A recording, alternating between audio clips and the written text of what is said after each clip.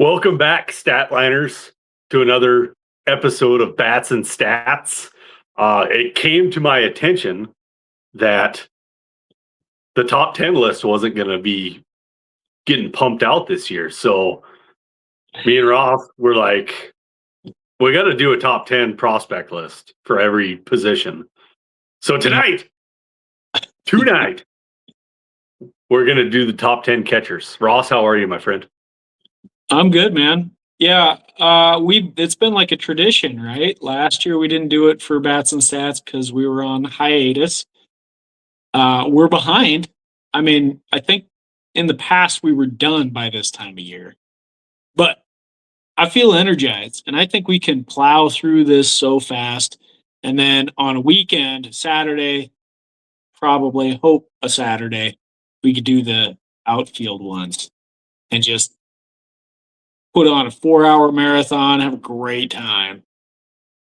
Huh? What do you the last time we did outfielders, I think I'm still hungover, and that was 2 years ago.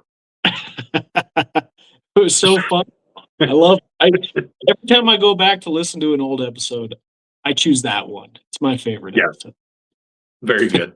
Very good. So catchers are super easy.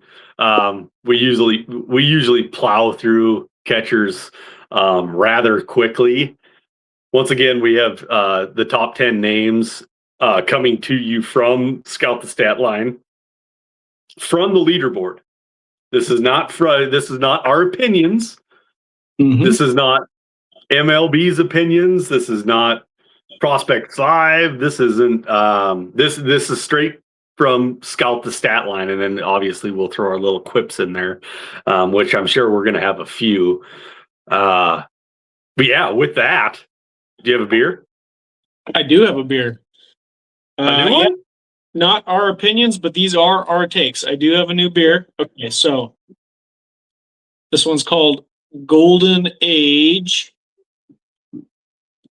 Barrel Aged Gose. Check this out. This is going to be a unique one. I'm going to read you the description here.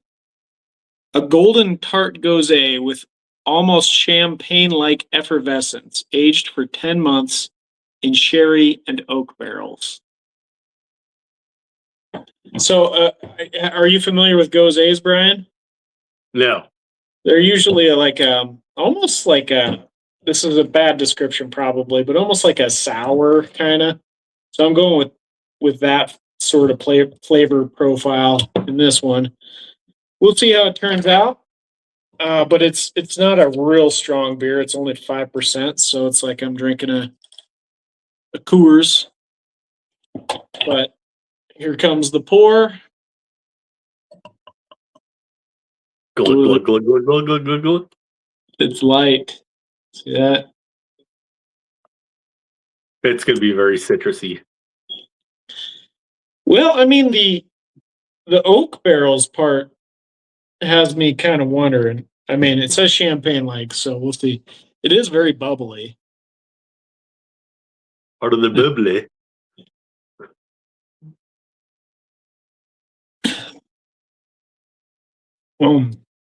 Yeah, very tart, very tart. And I got it back because I figured I might need it. Now, this I thought was funny. This is a Japanese lager, but it's brewed in Oregon.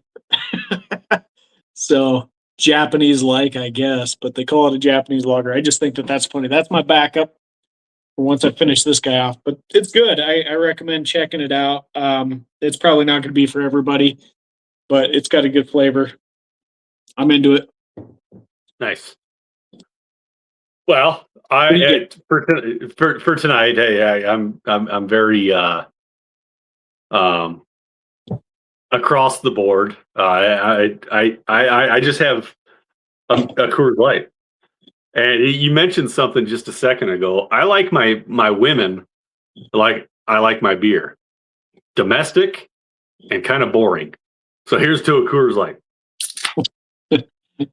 Boy, don't tell your significant other or anything like that.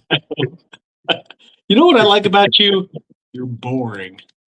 Yeah, you're domestic and you're boring. All right, let's talk about some catchers. Okay. Well, since Jump, you're or do since you're pinning my wrists up against the wall, you got any yakking you want to do? yakking. I always want to yak. That's what I do best. Any update? Oh, I got an update before we hop into it. I got an update on the STS side. My personal top 100, I got it pulled up right here, right now, is on the STS website. I posted an article. It's in there in a pretty nifty little table. You can sort, filter, export to CSV. So it's members only. So that's it's a benefit that we've got on here. So what I'm doing, I already got catchers pulled up on my little post that I put up. So I'm going to bounce back and forth and easily just compare, like, well, this is how I view them versus how the leaderboard does. Let's get after it. Okay. Okay. Well, let's start here since I'm done talking about girls and beer because Ross cut me off short. I got to actually go into baseball. Sorry, that's all, that's all I do these days. It's baseball only. So Yeah. I don't know how to talk about anything else. Beer in a little bit. Now, that's what we're on the podcast. I was trying to get you away from talking about baseball. We were talking about chicks and beer, and apparently now it's all about catchers. So here we go. All right. With number 10, he is a Milwaukee Brewer. His name is Jefferson Caro. And Jefferson Caro is it with a AAA affiliate with Milwaukee Brewers. According to Scout the Stat Line, he had 294 plate appearances. He batted .271. His on-base percentage was .361. He slugged .478, 11 home runs, 2 stolen bases, a walk percentage of 11, and a K percentage of 14. I bring up those two because those are really fantastic numbers, especially for a 22-year-old. 14 K percentage, pretty sexy in the minor leagues. Yeah, your thoughts, good sir? I really like I like Jefferson Caro quite a bit. Yeah. I think the model is underrating him a little bit, but let's talk about some of the details on why perhaps. One, like he does, like, what I like about him is he doesn't strike out hardly at all, but he's also not an on-base machine. He's not taking a lot of walks. He's putting the ball in play. But pretty good hit tool, I think, overall. He missed 2024 with an injury. So I think that's a big ding on him because the model lacks a year of data that it typically would ingest. And so what it's looking back on from the year prior is when he was just 20 years old, he was in AA, which is pretty cool in itself. But that's when he got hurt. He missed the whole next season. So we got a little bit of an information void. Came back, he dominated the rookie level, and then came up to AAA. I think he was still shaking off a little bit of rust. You haven't played ball for a year. I think that can happen. But still pretty solid numbers overall. So he's a guy I like. I'm a little higher on Caro than the model is. The model has him as where are you, Caro? The number 105 overall hitting prospect. And I've got him number 59 overall in my top 100. So there's a bit of a gap there. I'm more of a fan of Caro. Yeah. What do you think? So my biggest takeaway from Jefferson is in 2022, he batted .286. In 2023, he batted .262. And this is across different platforms. And 2025, obviously, he missed that year. He batted .271. With that, the K percentage in 25 was 14. The K percentage in 23 was 18, and the K percentage in 22 was 19. So we have a whole scoreboard of he doesn't strike out. And you can have those blips of year, and I think we're going to run into a couple of them tonight where they'll have a blip in 2022 where they struck out 30% of the time, and then all of a sudden in 2025 they figured it out. Jefferson doesn't have to figure it out. He already has it figured out. So that excites me. He's only 22 years old. He's probably going to get a cup of coffee this year, right? Oh, I mean, I would almost expect that most of his season would be in the major leagues, except for playing time concerns. And he's on a team that might push him down, right? They're going to have to find a spot for him. A couple other tidbits. He's got a pretty interesting comp from STS. Vinny Castilla. I like that one. That's his 50th percentile outcome sort of comp. And that's pretty, I think that's a pretty good comp. I would be happy with that one. This other gentleman, Richie Zisk, I'm not familiar with him. So that's an interesting one. That's the high end comp. Let's check him out a little bit. Looking up Richie Zisk, he's a pretty interesting one. 25.1 career B WAR, 287 career batting average, over 200 home runs for his career. That's a really good comp. And I think that would be a really good outcome. He had a season where he hit 30 home runs in 1977 with a 290 batting average, 355 OBP, and 514 slugging percentage. I think if Caro has a career like that, man, that's pretty good. That's pretty good. Let's see if anybody can pop into the comments section and tell us where Richie Zisk played for. Don't tell him. Okay.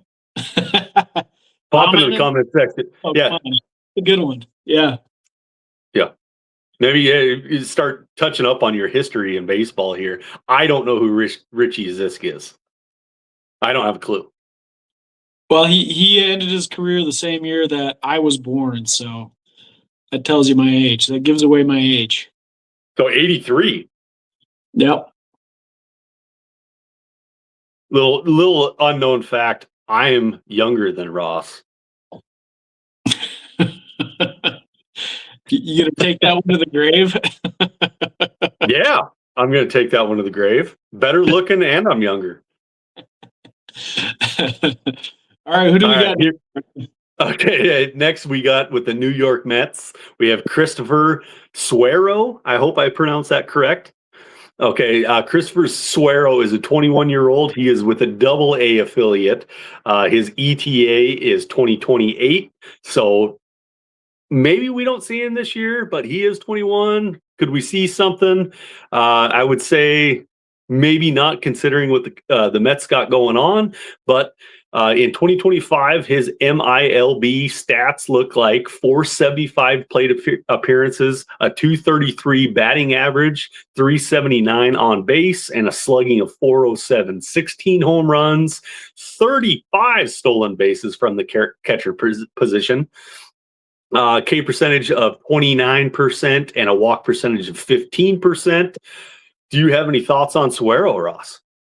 Yeah, this is interesting because it kind of flies in the face of my presumptions. Mm-hmm. The way that I viewed Suero, I guess, earlier in this year was that he was more of a power hitter. And now I'm looking at the numbers and I'm, looking at the STS scout grade equivalencies, 50 hit, 50 power, 55 speed. They're actually saying there's a little more speed over power in this profile. Ultimately, what it comes down to is I think there's a lot of athleticism here. Yeah. And raw talent, but the hit tool is a risk. He strikes out a lot. He hits with pretty good power. He walks enough to kind of make up for some of those, some of the swing and miss concerns, but it's still probably not quite enough. He's an interesting one. He started out this year really hot too, if I recall correctly. And then he kind of cooled down after the first month or two. So I think he's a fascinating prospect. I was happy to see him kind of pop this year and start getting some notoriety because this is the guy that the STS model has been spotlighting for a little while. I guess that would be my concern. The batting average is not super high. But the stolen bases at 35 is pretty exciting. K percentage at 29 is pretty hard to swallow. He's got comps of Dexter Fowler, which is very interesting to me, and then Eric Davis. Yeah, that's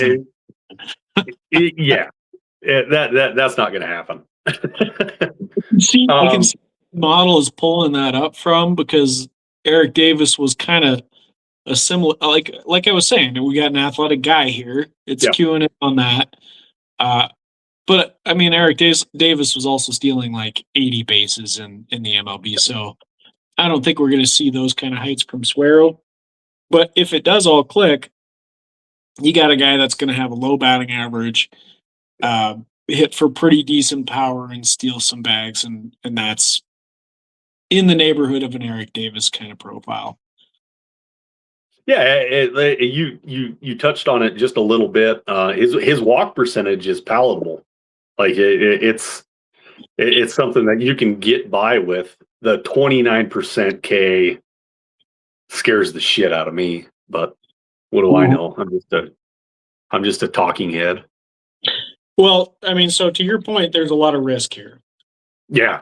It's a pretty good looking profile, but there's risk. Yeah. But the athleticism certainly there at the catcher position. With the Mets, he's not going to see it this year. Probably not going to see it next year. Probably looking towards like STS is saying 2028. But yeah, let's jump to the next one. All right, sounds good. Next one is going to be a Mr. Harry Ford. My personal, probably my third favorite catching prospect is Harry Ford. Harry Ford got traded from the Seattle Mariners. He is now with the Washington Nationals. He is 22 years old. He did debut last year. Everything from his profile on STS is from Seattle. So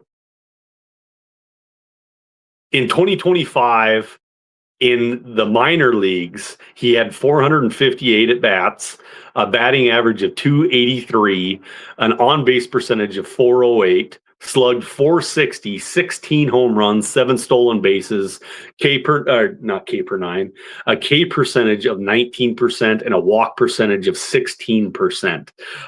This is what once again, this is one of my favorite catchers in the minors. He might not even go back down to the minors. This might be a full-fledged pro bat starting the year. I would not be surprised by that whatsoever. There's a couple little interesting comps that he has on here.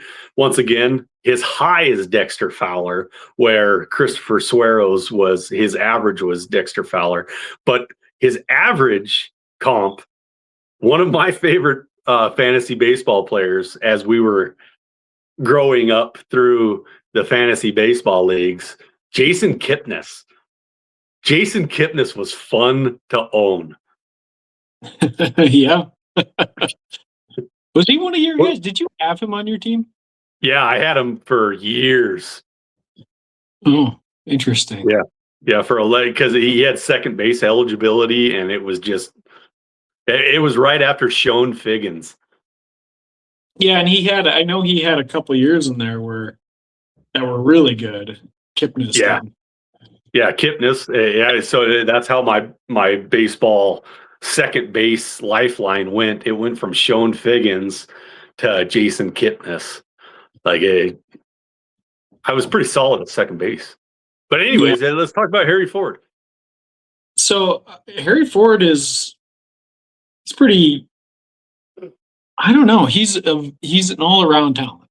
The best thing that I see when I look at his profile, because there's good. I don't want to say bad. There's nothing bad here, but I'll get to it.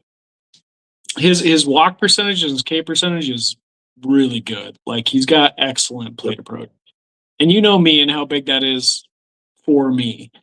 The flip side here is it's just so boring. Like, everything is like, He's pretty decent, but like there's nothing outstanding here. And we have a long track record of that being the case.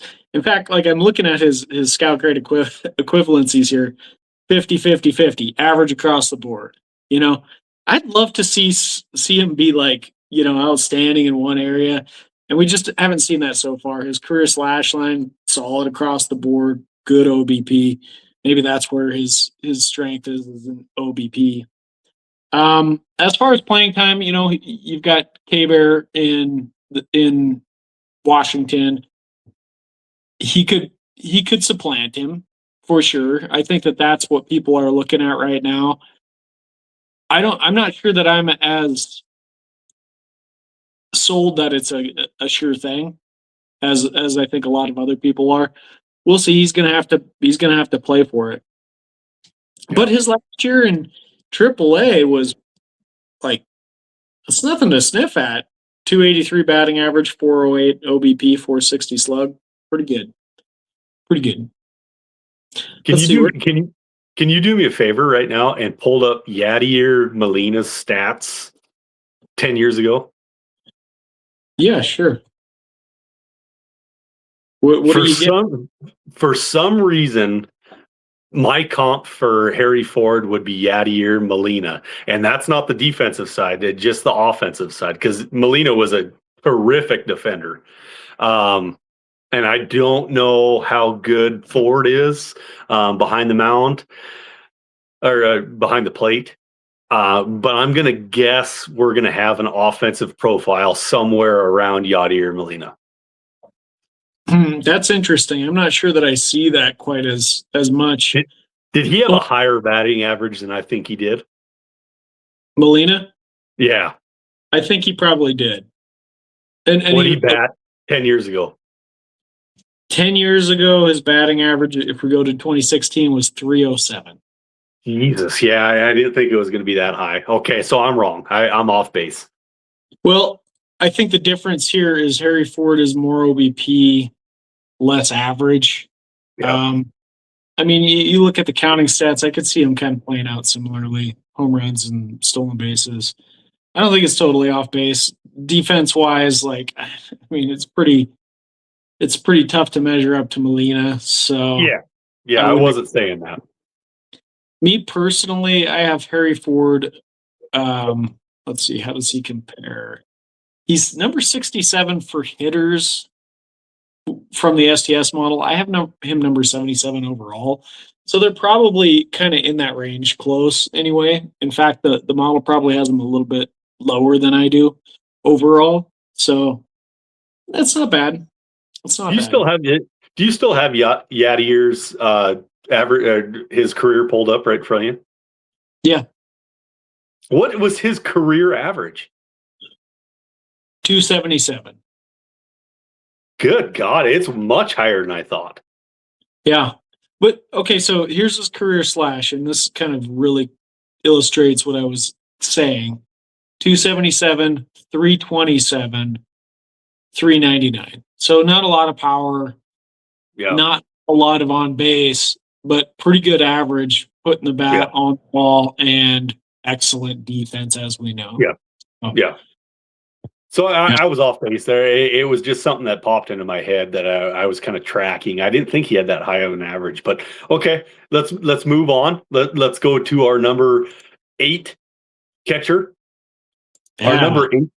Our number 8 catcher is going to be Eduardo Tate with the Minnesota Twins. He's 18 years old. He made it as far as high A. His ETA is 2029. His batting average in 2025 over 2 different levels, single A and then high A, was a 253 over 486 plate appearances, 311 on base percentage, a 427 slugging, 14 home runs, 0 stolen bases, 20% strikeout percentage, and a 7 walk percentage. What do you have on Eduardo Tate? Okay, so first of all, it's technically Tae, but I call him Tate because I like to call every home run he hits a tater. A tater. It's very acceptable to call him Tate in my book. I like this profile quite a bit. He doesn't walk at all, which is a risk. It's a problem. His plate approach is not great, but he's got a lot of natural bat to ball skills. He's got a lot of power. I'm excited by this guy, but he kind of tailed off a little bit in the season. He started out really hot out of the gate. I don't know if it was fatigue or what, but he slowed down quite a bit. And he did finish the season at high A. He's barely 19 now, so he was 18 years old through the season, which is pretty good progress, and ended up ultimately getting traded to the Twins in the middle of the season. And I'm not sure that had like a lot of ramifications, but I could see that being a little bit tricky for a player going, in a developmental state. STS gives him a 55 for hit and a 55 for power for his scout grade equivalencies. Those are pretty good. So I hate the comps. His average comp is Yan Gomez. That hurts. That scares me away right there. Yan Gomez, while played forever, he had at least a 10-year career. Was never a very good baseball player. His high is Wilson Ramos. Yeah, Wilson Ramos has had his moments for sure. Yeah. Yeah, I think those are pretty solid comps. And what I love about this is that those are both catchers. Yeah. And the system itself is neutered to position. Like, it has no reason to give them catchers as comps. Like, it's just looking at stats, it's comparing the stats. So I just think it's fascinating that it still manages to come back with catchers. That's pretty cool.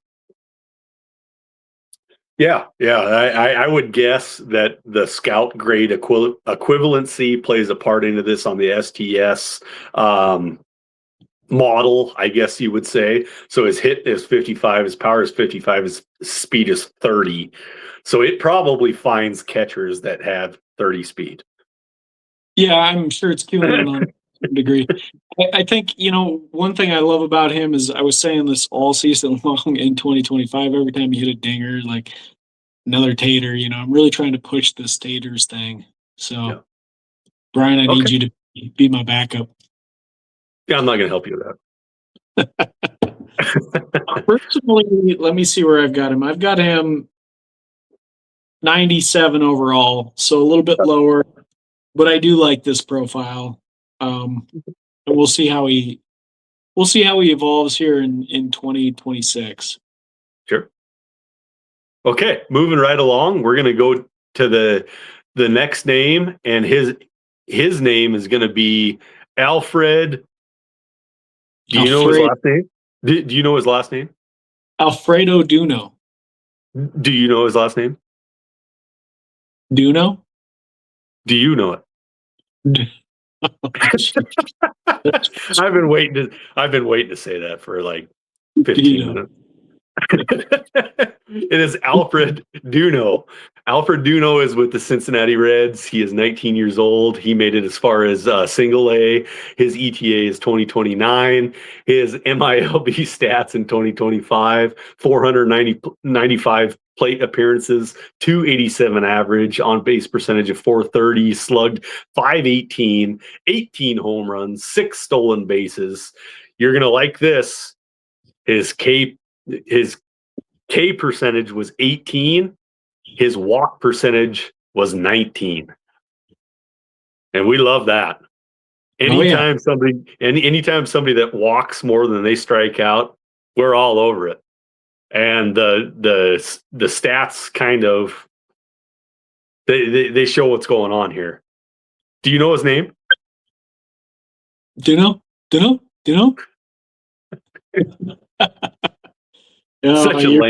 Such a lame joke. I don't even know where to go with that one. Okay, so here's my take on Duno. I really like this profile. Yeah. and I've ranked him fairly aggressively, number 47, and he's getting some helium this year. But I do want to highlight the risk. So he had great numbers this year, I think pretty much across the board. He finished the season really strong, which I love. But also, he was repeating single A. This was his second crack at it. Yeah. So to me, that's one thing to at least be aware of. You know, just because he crushed it this year does not mean like it's taken him 2 years to master the level. So in an ideal situation, you'd like to see him just continuing to progress and move forward. So he's older than the last gentleman when we just talked about Eduardo Taí, and he's at a lower level. So this is why it's really difficult to compare baseball prospects when they're coming up, because you got to try to like, okay, is it better what Taí did at high A versus what Duno did at single A, even though Duno's statistics were far better? It's just, that's why this stuff is so challenging, and that's why we built a model that helps adjust for that kind of stuff. Oddly enough, his scout grade equivalencies are exactly the same as Taí's: 55 hit, 55 power, 30 speed. So it's pretty fascinating, but I'm quite a bit higher on Duno myself. I've got him ranked number 42 overall. So I moved him a little bit more aggressively up.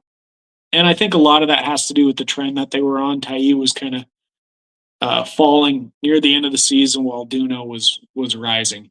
I think that explains just about everything. Yeah. So this is where that blip that I was talking about just a little bit ago comes into play. So in 2023, he was in the DSL, had 195 at bats. His K percentage was 21%, and his walk percentage was 19. In 2024, in 139 appearances, his K percentage was 29%, and his walk was 13. I love that he equaled that back out and brought it back to where his DSL numbers was, and we went to the 18% and then the 19% for walks. So I like to see that. I don't like the blips in there. He actually told me a story and then went back to another chapter, is what he did. I enjoy that. He's got an average comp of Deron Johnson. I don't know who that is, but his high comp is Adrian Gonzalez, and that would be fun. Yeah, I love that high-end comp. Yeah. This other gentleman was playing in the 70s, 60s, 70s. And although I think his career was fine, in fact, he had a 32 home run season and a 34 home run season. He had some moments up there. Yeah. I think I will. Oh man, I don't know. Actually, now that I'm looking at this again, I'm second guessing this. With the Cincinnati Reds, 32 home runs, 130 RBIs one season. What year was that?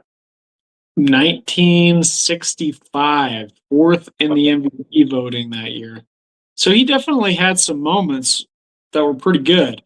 Through his career, though, only 6.2 career B-WAR, which is pretty low considering those highs he had. So you just have to wonder if there was some very questionable defense from Darren Johnson. But I really like that high-end comp. We know Adrian Gonzalez. So if we're looking at it from a WAR standpoint, there's a huge gap between those two guys in outcomes. 6 WAR versus almost 44 for your career. That's the gap we're talking about. But from a statistical hitting standpoint, I think it's a lot closer than it probably looks if you just look at it like that. Of course, Adrian Gonzalez had a 40 home run season, a few 30 home run seasons in there. I think you'd have to be really happy if you got that kind of performance out of Duno. So, well, I would say that's pretty high upside potential right there, in my opinion. Yeah. I like it. I like my jokes even better, but you just pass those by. Uh, I was thinking about trying to crack a joke back, but it's like, hey, So our next one is going to be my second favorite catcher. So Harry Ford, this one, and then it's going to be our number one catcher is going to be my favorite one. But this one it is on my own personal fantasy baseball team. I have super huge high hopes for him. If he doesn't pan out, I don't know what I'm going to do at catcher, but I have all the faith in the world that he's going to be amazing. And that is going to be Moises Ballesteros. Moises Ballesteros is 21. He is in the MLB. He plays for the Chicago Cubs. His 2025 season looked as a 509 plate appearances, a 316 average, on base percentage of 385, slugged 473, had 13 home runs, 5 stolen bases. His K percentage was 13. His walk percentage was 10. He also had an extra 66 plate appearances in the big leagues, and he batted 298, on base percentage of 394, slugged 474, 2 home runs. I have no idea why the Cubs demoted him, because that was right in the middle of the season. And they were just like, no, go back down to the minors. And they never did call him back up. I don't know what the Cubs were doing there. I was stunned and I was pissed off because he was going to be my catcher. I mean, you're right. Like, it's an interesting, like, from a hitting standpoint, you want this guy on your team. And he was he was mashing in AAA when they called him up, too, like tuning the ball. And apparently he's a good defender. Yeah, I mean, he's a little thicker. Obviously, I think that's pretty well known. So people are concerned about his athleticism, but yeah, I mean, I've heard pretty good things behind the plate, really. All things considered, the hitting is extraordinary. So, and he really took a step forward this year, too. Like, he was always a pretty good hitter, but this year, like, we saw a different level. And still, he was 21 all year, just turned 22. Like, gotta give this guy a chance. Gotta give him a chance. The rumor mill is he has the upper hand on the DH for the Cubs this year. So Travis Shaw was their DH last year, and Moises has the upper hand on that. So hopefully he's going to be the full-time DH. I just don't know why he's not behind the plate. I would be stunned if we don't see 400 plate appearances from Moises with the Cubs this year. Yeah, I mean, he should be up in the major leagues all season. I mean, that's what should happen. If that's what will happen, I don't know. But I really like the hitting profile. I think this guy's going to be a pretty good offensive talent. Yeah. He does have his scout grade equivalencies are 60 hit, awesome, 55 power, and then 20 speed. So he's very, very, very slow. And that's not what we're looking at him to do.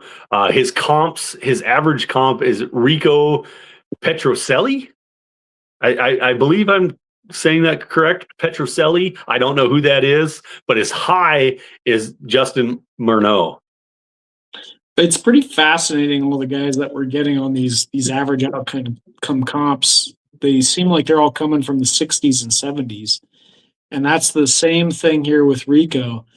For a good career, all things considered, he had a season where he had 10 wins above replacement.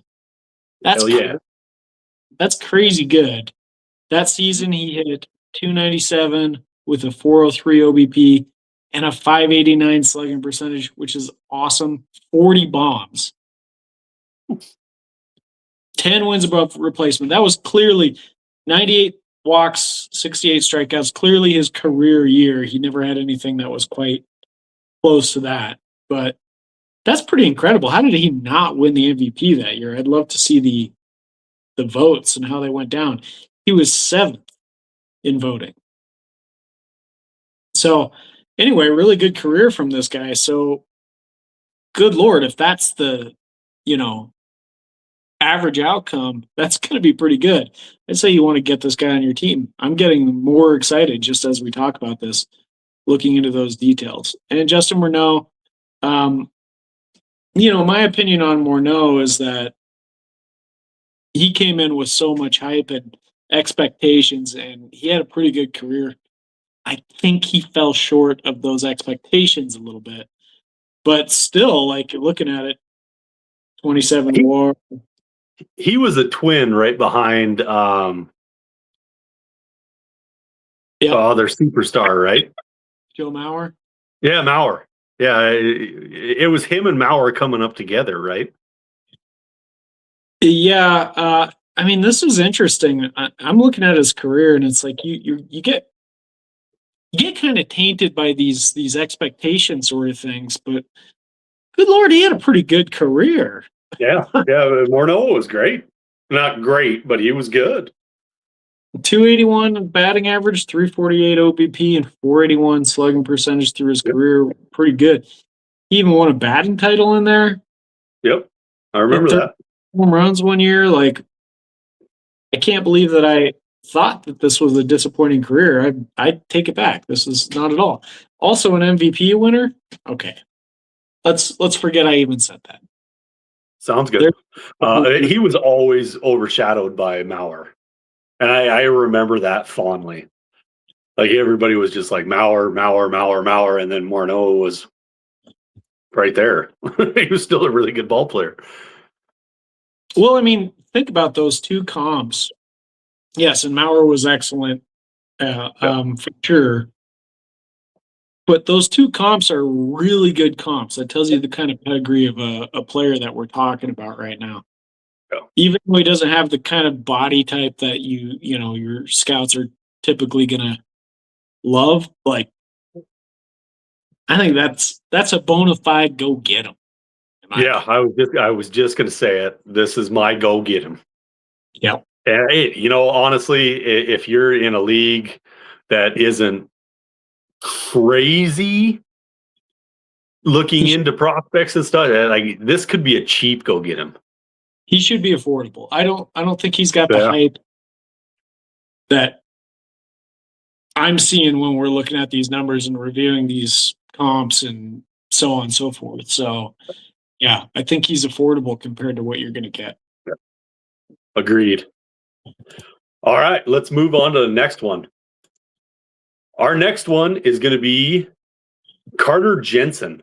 Carter Jensen is with the Kansas City Royals. He's 21 years old. He did debut last year, but his MILB stats look as follows. Plate appearances 492, batting average 290, on base percentage 377, slugged 501, 20 home runs, 10 stolen bases. K percentage was 25, walk percentage was 12. He did have an extra 69 plate appearances with the Royals, and he batted 300, on base of 391, slugged 550, and an extra 3 home runs. I will be the first to admit I don't know who Carter Jensen is. Really? No, didn't. He didn't come under my microscope. He's got a scout grade equivalency of hit is 55, power is 55, speed is 45. I just don't. I didn't know about Carter Jensen. Great last name he's got. Great last name. Anyway, I'm kind of surprised to hear that because he's kind of been bouncing around. I don't think he was a top 10 guy for us in past years, but he was kind of like on that precipice a couple times.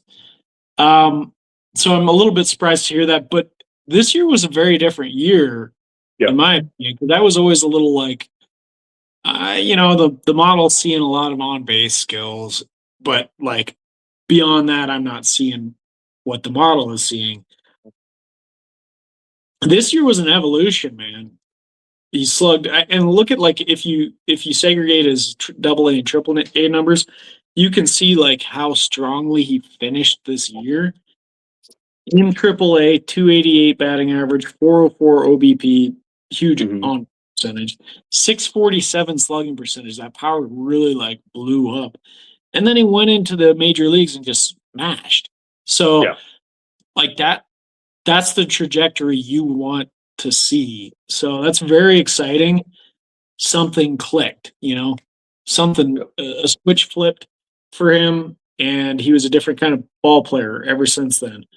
So that's really exciting to me. Great trend. The track record is the area that I would pinpoint as like, is there going to be regression? Was it just like a prolonged hot streak he was on? Those are the questions that you have to ask.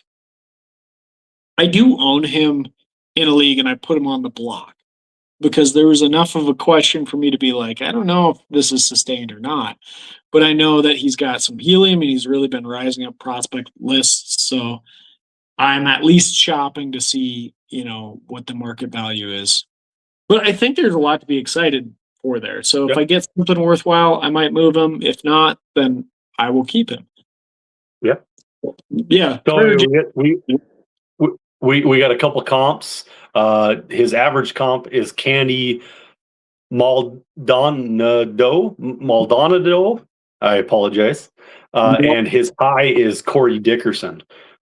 Shocker. Another Rocky that should have been a superstar, but they ruined. Yeah. Candy Maldonado. Looks I'm like gonna guess I'm gonna guess that's Maldonado's the one that's still playing right now, his dad. Oh, yeah, I don't know the answer to that off the top of my head, but yeah, possibly so. Corey Dickerson, we know more about his career. He was a guy that I was like always kind of thought was underrated. But you know what intrigues me about this? Corey Dickerson had a pretty solid career. No, he didn't. It should have been amazing, and the Rockies ruined him. Okay. Well, okay, so Goddamn Bud Black. what I was getting at here though is that look at the comps compared to Ballesteros, the guy we just talked about, who's getting borderline Hall of Fame comps compared to what we're seeing with Carter Jensen. Carter Jensen's ranked higher, Yep. but these comps, like, they scream to me like I'd rather roster Ballesteros. So, Well, in that respect, the model's correct. yeah, I don't know if I don't know if that indicates anything to me, but I'm just saying that that's something I definitely notice here as we're talking through this. But a great finish to the season that Carter Jensen had. I own him on a team, like I said, so I'm happy about that. Yeah. I'll be surprised, or I'll be interested to see if he opens up the year in the pros. I suspect he will. Yeah. I don't know that for sure, but I kind of think with the way he finished the season that there's a lot to be excited for there, and I think that the team is seeing that too. So I think there's the Royals are sneakily like doing a really good job, and I don't know if there's a place for Jensen. who do they got at catcher right now? Salvador Perez is still there, right? But he hasn't caught for a while. Yeah, I think he's probably pushed to DH right now. They got some other good catching prospects too, but I think at this point you'd have to put Jensen at the top of that. Yeah, top of that list. Can't say that I'm really fluid in what their lineup looks like, but they're like sneakily they're doing a really good job. Right. The Royals are on an uptick. Yeah, for sure. I mean, I'd agree with that. There's no doubt about it. Let's see. I'm trying to see who they've got. Catcher, yeah, Salvador Perez. I think he's mostly DHing. So yeah, they're opening there for sure. Okay. Well, let's move on to the next one. And I do got to change up what I said just a little bit earlier because this player in particular is my second favorite catcher prospect. I know I messed up. So it was Harry Ford, and then it was Moises Ballesteros, and then this gentleman, is it Josue? Josue. Josue. Josue Briseño. And he's with the Detroit Tigers. I love this guy. He came on like a rocket ship this year, straight to the moon, baby. What? Nope. Past the moon and straight to Mars, as I like to say. He made it all the way up to Double-A as a 20-year-old. His plate appearances in 2025, 442, batting average 266, on-base percentage of 383, slugged 500, 20 home runs, 1 stolen base. K percentage was 20, walk percentage was 15. The only thing that I don't like about Josue, or Josue, is that how you say it? Josue. Okay. Josue. The only thing that I don't like is he's at Detroit, which is my favorite ball club. He might be blocked for a long time. Dylan Dingler is, he might be their catcher of the future. Briseño, can he move to first? I don't know, because Torque has kind of turned it on. Can he DH? I don't know. The Tigers got a lot of players. I like this kid, and I want him to succeed. I just don't know if it's going to be at the Tigers. Yeah, I mean, I obviously don't know the answer to that either, but I feel like elite talent plays. Yeah. Long term, I'm not concerned with it. I really like this bat. And you know what I love about this? You know what I really love about this?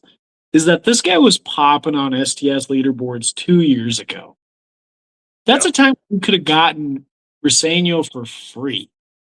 You know? And then this year, he started out the season, played the year at 20 years old, all season, lit up high A, just lit it up.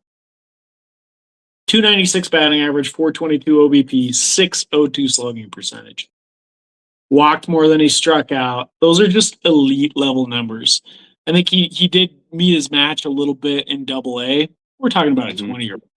So, I mean, his numbers were down a little bit, respectable for somebody that age, I think. So, like, he's really moved into the rank of elite hitting talents. STSC is 60 hit, 60 power. Those are really good numbers. I'm really excited for him. I think he'll figure out a place in the Tigers lineup eventually. Unless they, they're going to have to make some moves, but we don't know what that's going to look like. Do they move Torque? Do they move Briseño? I don't think he's going to be a catcher long term. He could be a first baseman. So it might come down to those two trying to figure out who's going to get playing time. And I also like that him and Kevin McGonigal, the Professor Magoo, moved together. Like, they've played so far, like, pretty much together. They rose up the ranks. They were both promoted at the same time. That's pretty fun. Yeah. Big time matcher here. Go get him. Yeah, he's a go get him. I was looking it up just on MLB's top prospect list. I thought there was another catcher for the Tigers, but I am wrong. But I love Dylan Dingler. I would say Briseño has a really tough time supplanting Dylan Dingler. I think Dylan Dingler is going to be a freaking star. I could be wrong about that. Maybe it's just my Tigers goggles telling me that they're going to be awesome. But yeah, love him. He's got some interesting comps. And I actually, matter of fact, I want to look something up right now. Okay, he is a big dude. So Briseño is 6'4", 200 pounds. The reason that I wanted to look that up is his comps. His average is Josh Bell. And Josh Bell is a massive human being. But Josh Bell is probably the most frustrating fantasy baseball player I've ever seen in my life. One year he bats 300 with 30 bombs, and the next year it's a $120 with 5 bombs. Yeah. I've never seen anything like it. It's the weirdest thing I've ever seen. Like he can be so bad and then so goddamn good. Yeah, oddly enough, I think these comps that they're pulling up, Luke Voigt being the other one, are they're sort of fitting for the type of player he is. Probably defensively limited, pretty good power, pretty good hit tools. Yeah, I don't know. I oddly think I'm again kind of flabbergasted how the model pulls up these guys that are like builds when that's not even a factor into it. It's just like, oh, how did that work out? So yeah, and that's exactly why I wanted to look that up, because I thought Brasinho was kind of a smaller individual, but no, he's freaking huge. And I know Bell and Voigt are both big individuals. So yeah, like you said, that is very interesting that the model is pulling like body types. Baseman, like, and we're just saying Brasinho is probably destined for first base. Yeah.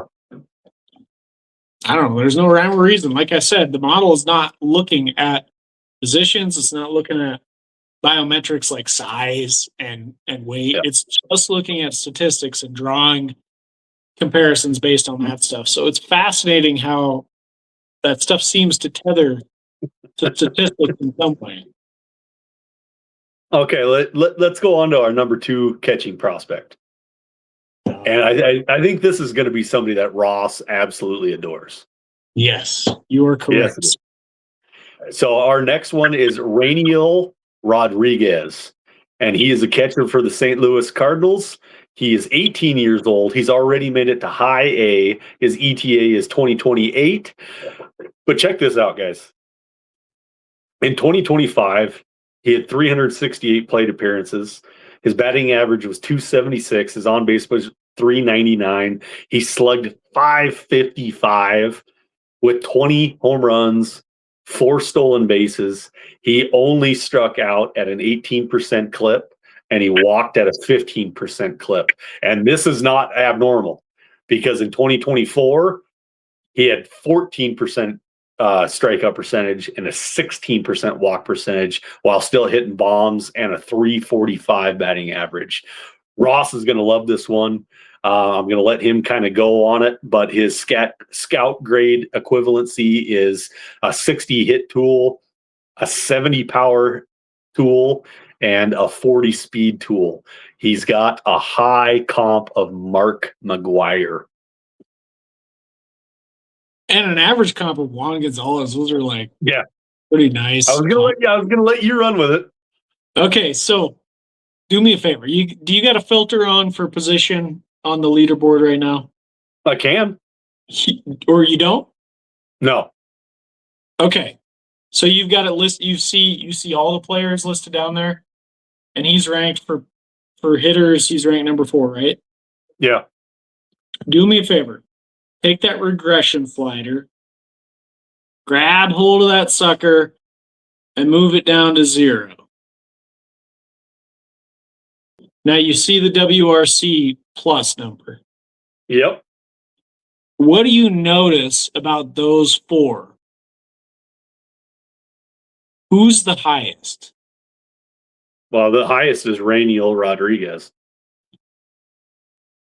That's what I'm getting at. Rainiel Rodriguez is the highest projected WRC plus of all notable players. That's pretty fucking cool, man. Rainiel Rodriguez, he looks like a complete superstar if you're just looking at his stats and his profile. Now, the interesting thing here is this guy's only 5'10". He's not like a big dude, but his numbers are outrageous. And especially to start the season. I mean, when he first came in, like, he was clubbing the ball like nobody's business. Like, he was a home run like every other day at least, He was just mashing. And now, as an 18-year-old, he was moved up, as tends to happen. And I think he did kind of meet his match. He met his level. But we're talking about an 18-year-old. So right now, overall, what we're looking at is a profile that is almost checks all the boxes minus having speed. Right, hits for average, has great plate discipline. Walks as much as he strikes out. Throughout his career, he's pretty close to those numbers. Has insane power. He has a 70 grade power. I think he might be one of only 2 prospects or something like that in the STS model that have 70 grade power. So that's pretty awesome. It's for, slugs, home runs, everything you want. This guy looks like a superstar. The only thing holding him back right now is questions about defense and size. That's it. That's the only thing holding him back. I don't care. I think he's going to be a stud. This is another case of where scouts get it wrong, in my opinion. I think this is like, I don't know, probably 4 years in a row that we have just superstars at the catcher position. It might even be longer than 4 years. It might be like 6 years in a row that we have just superstars at the catcher position. The MLB's having to move them off the catcher position just to get them into the lineup. Yeah. What was his name? He was the center fielder for the Blue Jays last year. Dalton.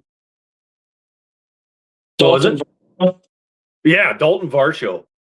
Yeah, he's I think he kind of that class was the one that kind of started it. Of these guys don't need to be behind the plate. Like we just got to get him on the field somehow. And he's he grew up as a catcher, and he's their center fielder. Yeah, and I think we're gonna see more of that. We only got one more guy to cover. Yeah, but Rodriguez. I mean, I'm saying this without a doubt. Go get him. Go get him. Every pipeline has him as I think in the 60 range or 50 range, something like that. This guy's a top 10 hitter, to me at least. In my personal rankings, I have him number 15 overall. He's a top 10 hitter. He's number 37 on MLB. 37. Okay, so he's rising. That's great to see. That's great to see. Yep. A little behind the arc there, but that's great to see. Yep. Definitely deserved. Pay attention to the model. The model will cue these guys up like you knew halfway through the season last year that this guy was going to be a star. Yeah. So. Okay. We only have one left. And it's pretty easy to know who this guy is. His name is Samuel Basallo. Samuel Basallo is with the Baltimore Orioles. He's 20 years old. He did debut last year. I'm trying to pull up his stats, but my computer's being a little ornery right now. I got him if you want me to go through him. No, it just populated. So in 2025, he had 321 plate appearances. His batting average was 270. He on base percentage of 377, slugged 589, 23 home runs, 24% K percentage, and a 14% walk percentage. He did struggle in 118 plate appearances in the big league, 118. And his batting average was 165, on base percentage of 229. He did slug another 4 home runs. He was striking out at a high clip and not walking in the bigs. But once again, he was only 20 years old. His scout grade equivalency is a hit of 70, a 60 of power, and a 40 of speed. His average comp is JD Martinez, and Pretty good. his high comp is one of my favorite baseball players of all time. Maybe my favorite baseball player of all time. I'm gonna leave you guys as a hanger on that. I'm gonna let Ross talk about it, and then when he's done, I'm gonna tell you who this high comp was. Okay, I won't burst your bubble then. Slamuel. Slamuel. Big Bossa. There's so many nicknames that we've got for this guy that I can't even keep track of them all. The most decorated player in STS award history. Slammy B. I think he was the player of the year for us last year. Yep. He definitely was he garnered some recognition this year, and has been a guy. He's been a staple of this model. I mean, for years, and for good reason, in my opinion. He started out a little slow this year, and so I was kind of like, well, maybe the model was wrong on this guy. Maybe they misjudged him. Can't hit in AAA or whatever. He's 20 years old, but I was giving him some time. And then all of a sudden it clicked, and boom, like he was slugging home runs every other day. He ended up, what did you say, slugging 589 in AAA? That was after a slow start. Like it took a second, and then all of a sudden, once it clicked, forget about it. So I honestly, like, if you look at his last few months compared to, toss out the early portion of the season, like he was lights out. So I guess we're seeing a little bit of a pattern here. There's a slight adjustment period with Slamuel, and we saw that at the major leagues. But don't let that small sample in the major leagues deter you. In fact, it has created an opportunity for you to go get this guy. This is it. This is your last chance, especially after you hear who the comp is. I'll turn it over to you, Brandon. Okay, so his high comp is Miggy Cabrera. Miggy Cabrera, I don't know if anybody can replicate that career. I'm serious. He might be my favorite baseball player of all time. And you know what? He drank beer the whole time. Well, until the later half when he had to go into detox. But yeah, Miggy Cabrera, love that guy. Amazing baseball player. My question with Basalo is he going to have to supplant Arnold Rutschman? There's a I don't know the answer to that. There's a lot of questions about where does he fit in, and that is it's a legit concern. Like, you can't hold back a talent that could be like a Miguel Cabrera, in my opinion. Yeah, but I think defensively, okay, so it's an interesting topic because Rutschman has this reputation of being this Rutschman. Of being this excellent defensive catcher. But you know what one of his areas of weakness is his arm. Like he's not top of the line at throwing guys out. And Basayo has actually got a really strong arm. He's really good at catching runners. It sounds like maybe his game command isn't quite on par with like what Rutschman can do. I don't know how that's going to shake out. To me, like you don't want to waste an asset like that at first base necessarily, but I think he's sneaky athletic. Maybe he could be really good at that position too and do a lot on the diamond just from the first base position. Maybe there's a possibility you play him somewhere else. I don't really know, but I think that there's athleticism that he's giving credit for. The Orioles had a big signee. Oh yeah, Pete Alonso. Yeah, so I mean, he's not going to first. Yep. Yeah, good point. I said this early on last year, and I was a Rutschman owner in a lot of leagues.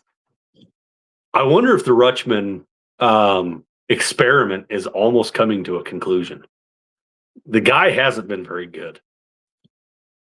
Is he a good ball player? Absolutely. He just might not be a starting catcher for the Orioles. He might have to get moved. Yeah, I mean, I don't really know what the Orioles are doing. They're collecting a lot of bats, Yeah, but they're not doing a lot to shore up their pitching, which is what they need, or Yeah. at least that's what it seems like, you know. And I say this as just an observer and talking to people that are Orioles fans like Chris. So, Yeah.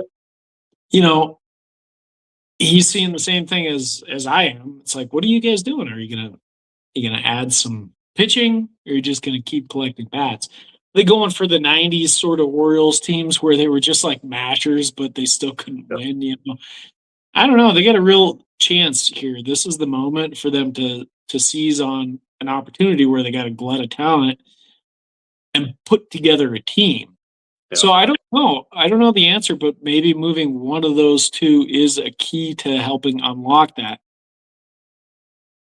If it was me, I'm not moving Basayo. Maybe they're just waiting to get Crash Davis off the books, which is, I don't know, another 5 years or something like that. That one's going to be closed. That'd be a shame. Yeah, no, I love Basalo too. I think he's a superstar. I question I question how the Orioles are going to manage him. I hope he's a catcher, because especially with Pete Alonso getting brought into the mix, maybe he can play third. I guess. I'm trying to think of who the Orioles' third baseman could be.